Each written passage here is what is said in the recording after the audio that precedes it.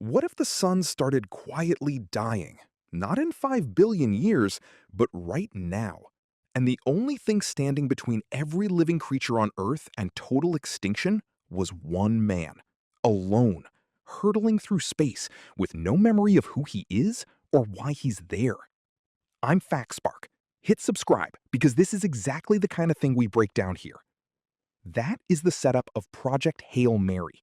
No spoilers on the ending, I promise, but we are going to dig into the science behind it, because some of it is shockingly grounded in reality, and some of it is the most creative scientific leap I've ever seen in a movie.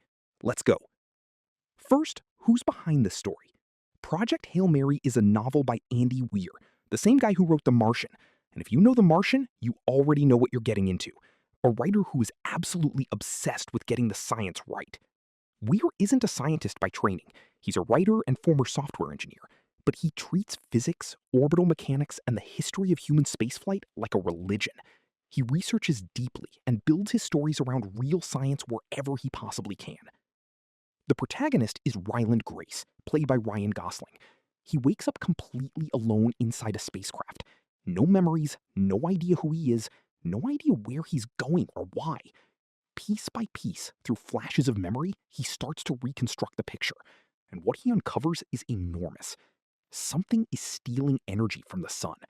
Not dramatically, not explosively, just quietly, steadily draining it. And if nothing stops it, every living thing on Earth dies. Not just humans, everything. That is the threat. And here's what I want you to think about while we go through all of this. If this were actually happening to our sun right now, would we even know? Drop your answer in the comments, because it's a more uncomfortable question than it sounds. Now, the name, Hail Mary. If you're not from the United States, this might need a quick explanation, because it doesn't translate cleanly into other languages, which is exactly why some countries renamed the film entirely. In American football, a Hail Mary is the most desperate move in the playbook. You're losing, the clock has almost nothing left on it, and you throw the ball as far down the field as you physically can, into a crowd of players, with basically no control over what happens next. You're not making a calculated decision. You're throwing and praying. The name comes from the Catholic prayer, the Hail Mary, because that's essentially what you're doing, praying for a miracle. That name defines the entire film. The mission isn't a triumph of human ambition. It's what you do when every other option has already failed. It's humanity's last move, thrown blind, hoping something miraculous happens on the other end. Now, what is the actual threat? Let's break it down. In the story, the sun isn't dying in the way stars normally age. What's happening is that a microscopic organism, the film calls it the astrophage, is feeding on the sun's energy. It absorbs enormous amounts of solar radiation, stores it, and then uses that stored energy to travel. It migrates between stars and a specific planet in another solar system, and along the way, it's pulling energy away from our sun. The result? The sun is getting dimmer. Temperatures on Earth are dropping. Agriculture is collapsing. The timeline to extinction is measured in years, not millions of years. Now, is any of this actually possible? Let's start with the star dimming part, because that piece has a real foundation. Stars genuinely do vary in brightness. Some do it on regular cycles, others dim because of surface activity, star spots, which are like sunspots but on other stars. Some dim because of material or dust clouds passing in front of them. This is a real astronomical phenomenon with real observations behind it. The most famous example is a star called Tabby Star, KIC 8462852, if you want to be precise about it. A few years ago, astronomers noticed it was dimming in completely irregular patterns that didn't match any known natural explanation. The dips were too deep, too random, too strange. For a while, the most viral hypothesis floating around was that an alien civilization had built a massive structure around the star, a Dyson sphere, and that's what was blocking the light. Yes, that really was a serious discussion in the scientific community for a period of time. Eventually, with more data and more analysis, the leading explanation became something far less dramatic. An unusually thick cloud of fine dust orbiting the star at various distances, creating irregular dimming as different clumps passed in front. Not aliens, dust. That's how science usually ends, with dust instead of drama. But the point stands. Stars do dim unexpectedly. We've seen it.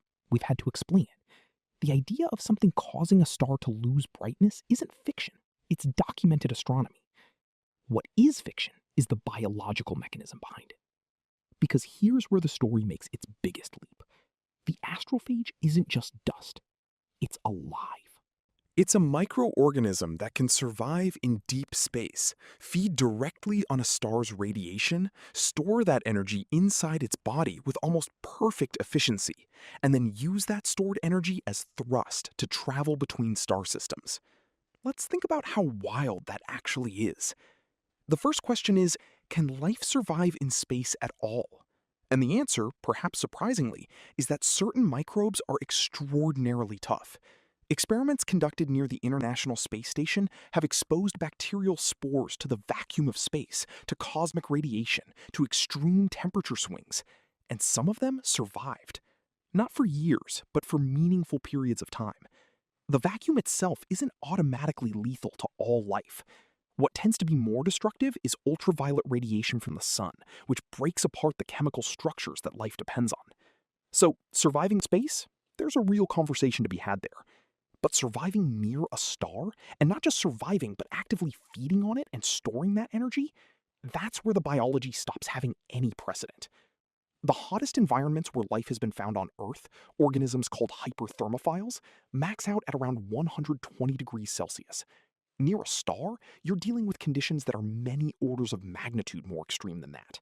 The radiation environment alone would destroy any chemistry we know of. So an organism capable of living and thriving that close to a stellar surface would require a completely different kind of physics and biochemistry. Nothing we've observed, and nothing we currently have a working model for.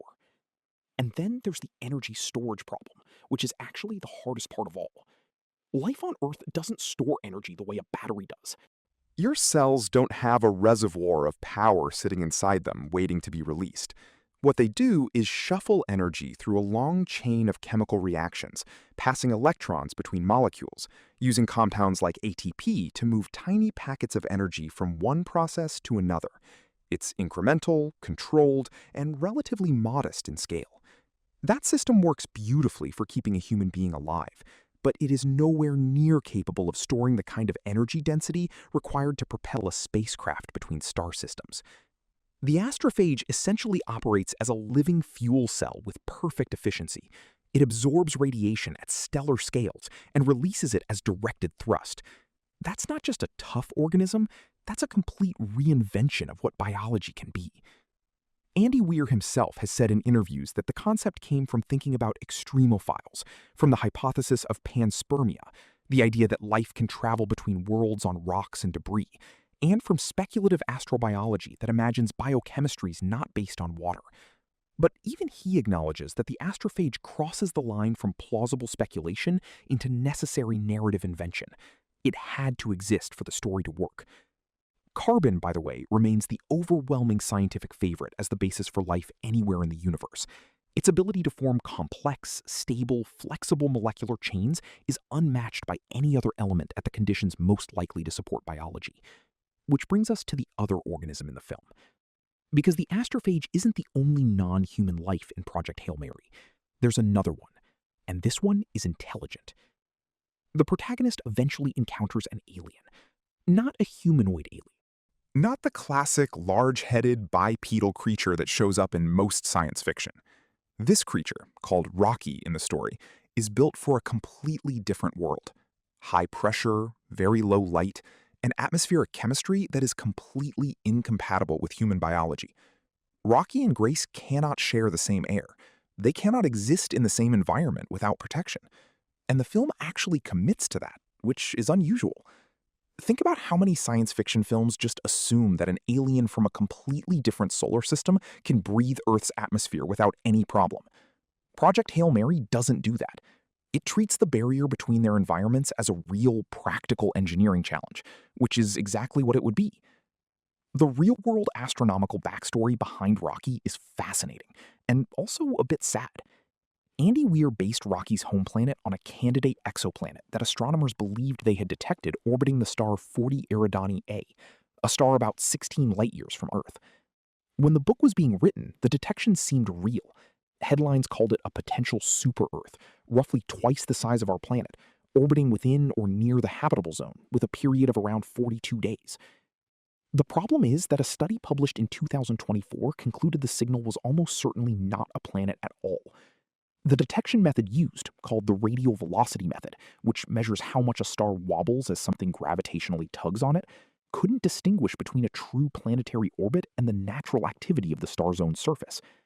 The signal matched too closely with the star's own rotation period, which made it effectively impossible to separate a real planet from stellar noise. The planet, as far as science is currently concerned, doesn't exist. But the concept survived in Rocky's design. A creature adapted to crushing pressure, minimal light, and chemistry that has nothing in common with what you'd find on Earth. Now, when you first see Rocky, the immediate instinct is to think silicon-based life. Rocky has a rocky, hard exterior that looks almost mineral, and silicon has been discussed for decades as a theoretical alternative to carbon for building biological complexity. But there are serious chemical problems with that idea. Silicon forms bonds that are less flexible than carbon bonds. It doesn't easily produce anything equivalent to the sugars, alcohols, and amino acids that life on Earth depends on. And in the presence of oxygen, which is common in planetary atmospheres, silicon tends to lock up into silicates and silicon dioxide, which are rigid, inert materials. Sand, glass, not great building blocks for a dynamic, self-replicating metabolism. Most astrobiologists today see silicon-based life as a theoretical curiosity rather than a genuinely likely alternative to carbon. And that's not what Weir had in mind for Rocky anyway. His own description places Rocky in an environment rich in ammonia, a compound that has been seriously discussed in astrobiology as a potential alternative solvent to water, especially in colder environments. Ammonia stays liquid at much lower temperatures than water, which opens up possibilities for biology on worlds far from their stars. Some Earth microbes can actually tolerate significant concentrations of ammonia, which at least proves it isn't universally hostile to life as we know it. The larger point that Rocky illustrates is one that NASA itself has started pushing harder in recent years. The concept of a habitable zone based purely on liquid water at a planet's surface is too narrow. The real question is about energy availability, chemical complexity, and planetary history across a much wider range of conditions. Rocky's world might be dark, pressurized, and ammonia-soaked, and under the right framework, it could still support something extraordinary. What does that tell us about what else might be out there? Everything, potentially, and nothing we can confirm yet. Let's talk about the trip itself, because the destination in Project Hail Mary is a real star, Tau Ceti.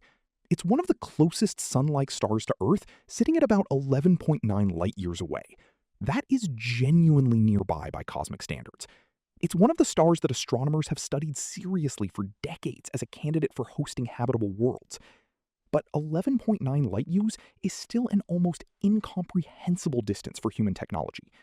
To put it in perspective, the nearest star system to us at all is Alpha Centauri at about 4 light-years.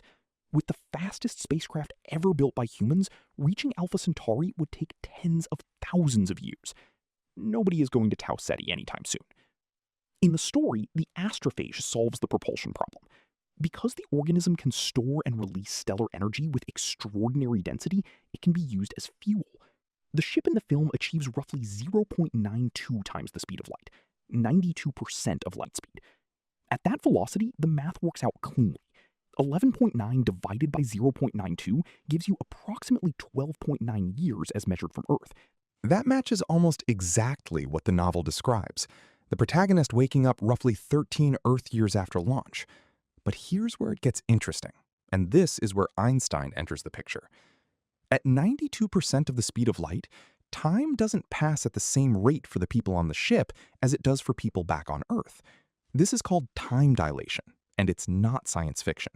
It's a confirmed prediction of special relativity that has been measured experimentally. The faster you move, the slower time passes for you relative to a stationary observer. At 92% of light speed, the relativistic factor, called the Lorentz factor, works out to approximately 2.55. That means every year experienced on the ship corresponds to about 2.55 years back on Earth. So those 12.9 Earth years would feel like roughly 5 years to the people on board, assuming a constant cruise speed, which in reality would have to be broken up by acceleration and deceleration phases. The actual number would shift somewhat, but the order of magnitude holds. Around 13 years for Earth, noticeably fewer for the crew. And this brings us to one of the most creative narrative devices in the film. The crew doesn't experience any of that journey consciously. They sleep through it. They're kept in an induced coma-like state while automated systems handle their nutrition, their medication, their muscle stimulation, their vital signs, everything. Can we actually do that? Here's where the science gets honest. Medically induced comas do exist. They're used in hospitals for very specific emergency situations, reducing brain activity after severe trauma, for instance, and they carry significant risks even over short periods. Nobody currently has the ability to safely maintain a human being in that state for years at a time without serious degradation. That's not a near-future technology. That's a significant unsolved problem. What does exist in early research form is something called synthetic torpor. The basic idea is to artificially suppress metabolism, slow down the body's temperature, energy consumption, and biological activity to reduce the resources needed during long missions. NASA and several university research groups have been studying this concept specifically for the challenge of a crewed Mars mission, which would last months, not years. Some of the research suggests meaningful reductions in metabolic demand are achievable, at least in animal models, but this has not been demonstrated in humans as a reliable operational system. It's a promising research direction, not a developed technology. For a trip to Mars, synthetic torpor is an intriguing idea that might eventually become practical. For a trip to Tau Ceti, it's nowhere near sufficient on its own. Even if you could keep a crew safely unconscious for 13 years, you would still need the propulsion to get there in a reasonable time frame, the shielding to protect against radiation at near-light speed, which is a brutal engineering problem, and life support systems of a reliability that far exceeds anything we currently build. The film doesn't pretend otherwise. It doesn't sell this as something just around the corner. The entire premise is that none of it is possible without a completely new source of energy, one that doesn't exist in nature as we know it. That's the astrophage. That's why the story needs it. So when you pull back and ask, how real is Project Hail Mary, scientifically speaking? Stars genuinely do dim by causes we sometimes don't immediately understand. That's real. Microorganisms genuinely are far tougher than most people imagine, with documented survival in space-adjacent conditions. That's real. Astrobiology genuinely does consider the possibility of life based on chemistry very different from what we find on Earth. That's real. A genuinely alien intelligence would almost certainly not share our anatomy and would almost certainly not breathe our air. That's real. Time dilation at near light speed is not fiction. It's physics. That's completely real. Tau Ceti is a real star that astronomers genuinely study as a candidate for hosting interesting planets. Also real. What isn't real, at least not yet, and not in any form science has come close to demonstrating, is an organism that feeds on stars, stores energy at the density of rocket fuel, and migrates between solar systems. That's the one element we're needed to invent, because without it, the story is impossible. And that's what makes it such good science fiction. Everything around that one invention is built from genuine science. The rest of the film, the emotional weight, the performances, the way the relationship between Grace and Rocky develops, the way it chooses hope over horror, that's what elevates it from a clever science exercise into something you actually feel. I don't usually enjoy alien movies where the extraterrestrial exists mainly to threaten or destroy. This one is different. It's about curiosity. It's about two beings from completely different corners of the universe figuring out how to trust each other when everything is working against them. That's the kind of science fiction that actually stays with you. If you've already seen it, you know exactly what I mean. And if you haven't, go. Just go. And if you're still thinking about that question I asked earlier, whether we'd actually notice if something were quietly draining the sun's energy right now, leave your answer below. I'm genuinely curious what you think. That's everything for this one. See you in the next video.